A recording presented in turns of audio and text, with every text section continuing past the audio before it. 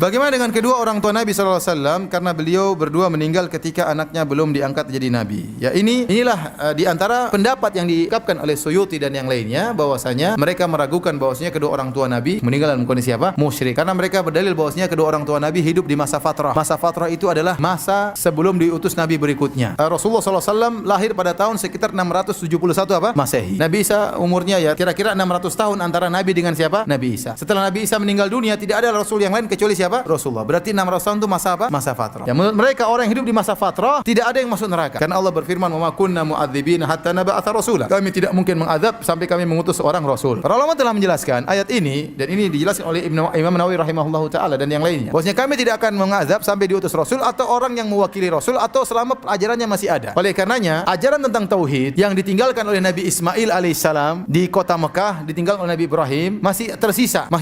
Meskipun Nabi Muhammad belum diutus. Oleh karenanya, di zaman fatrah tersebut ada orang-orang dikenal dengan Al-Ahnaf, yaitu orang-orang yang bertauhid tidak melakukan kesyirikan. Di antaranya Waraqah ibn Naufal. Waraqah ibn Naufal beragama Nasrani tapi dia tidak berbuat syirik sehingga dia meninggal dalam kondisi muslim. Rasulullah mengabarkan, "La tasubbu Waraqah." Jangan kalian mencaci maki Waraqah, sungguhnya aku melihat bagi Waraqah surga, satu surga atau dua surga. Jadi dia meninggal dalam masuk surga, ya. Sebaliknya ada orang-orang yang divonis oleh Nabi dalam neraka jahanam meskipun di masa fatrah. Contohnya siapa? Contohnya Amr bin Luhai al-Khuzai. Rasulullah sallallahu aku melihat Amr bin Luhai al-Khuzai di neraka jahanam, Sahih Bukhari. Kenapa? Aku melihat dia menggeret khususnya di neraka jahanam. Kenapa? Dia yang pertama kali bawa kesyirikan ke kota Mekah. Dia yang pertama kali mengkeramatkan onta-onta. Fa inna li'annahu awwalu man sayyaba sawa. Orang yang pertama kali mengkeramatkan onta-onta. Dia di masa fatrah Nabi vonis di neraka jahanam. Contohnya Abdullah bin Jud'an tadi saya sebutkan dalam Sahih Muslim. Hidup juga di masa fatrah sebelum Rasulullah SAW diangkat menjadi nabi. Dan Nabi mendapati dia dan dia baik. Aisyah bertanya, "Hal yanfa'u dzalik ya Rasulullah?" Abdullah bin Jud'an dahulu memberi makan kepada fakir miskin, kemudian dahulu menyambung silaturahmi, menjamu tamu. Apakah bermanfaat? Kata Nabi, tidak bermanfaat. La yanfa'u dzalik, tidak bermanfaat. Lam yakul yauman qat rabbi ghfir li khati'ati yaumaddin. Tidak pernah dia berkata, "Ya Allah, ampunilah dosa-dosaku pada hari kiamat kelak." Di neraka jahanam. Sama, ya. Sahabat yang datang kepada Nabi, "Ya Rasulullah,